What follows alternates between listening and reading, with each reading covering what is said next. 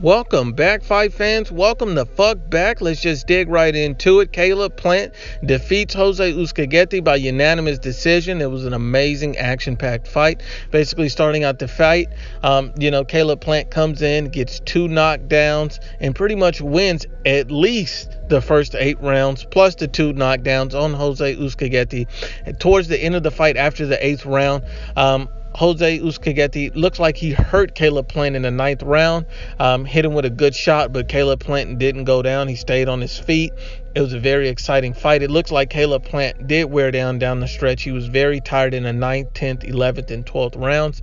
I favored Jose Uzcategui those rounds, but I thought it was a very good action-packed fight, and this showed me a lot about Caleb Plant. See, I already knew Jose Uzcategui could hit very hard. He was a power puncher, but he was an elite boxer.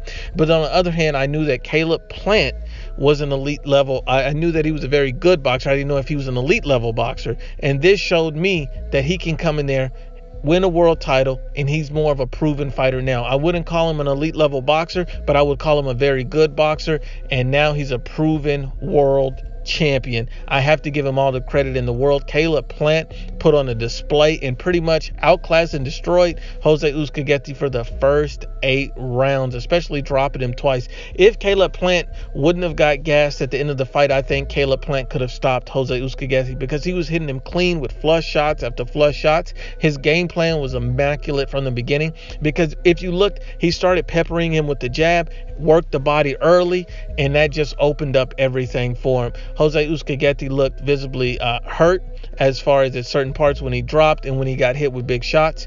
His face might not be as marked up as Caleb Plant's, but trust me, he felt those shots. Going to the body and using the jab early was key for this victory for Caleb Plant.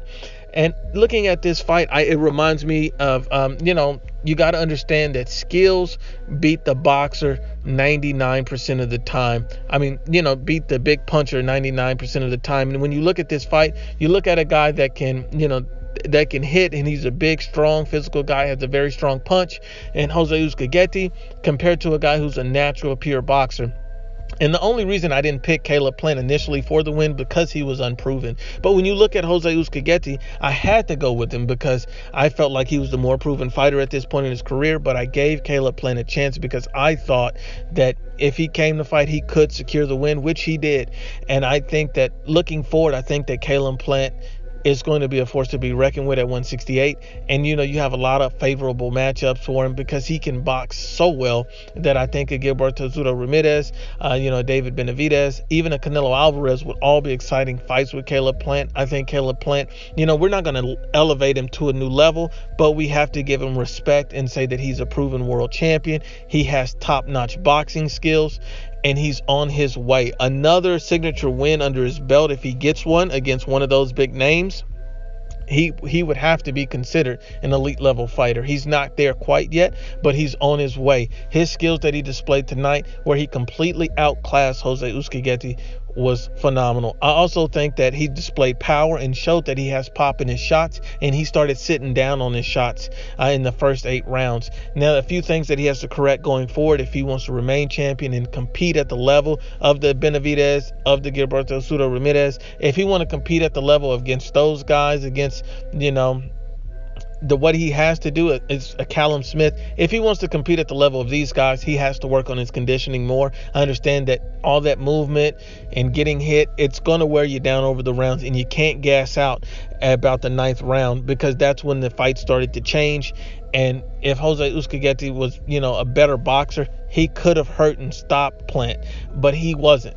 And so Plant's skill was remarkable, so I have to give him credit for that. But those are the takeaways from the fight. He's still a young fighter. He still has things to work on, and conditioning has to be one. I think that would change the course of any fight, because once he started wearing down and once he started taking those big shots, he no longer looked like the same Plant for the first 8 rounds. So I think that as long as he fixes his conditioning, he'll be all right, and he'll be able to compete at a high level against any of those guys. Now, on the other hand, for Jose Uzcategui, it's back to the drawing board, and I think that he just needs to tighten up. See, this proves to me is that the more skilled fighter will always be the guy who just has a big punch.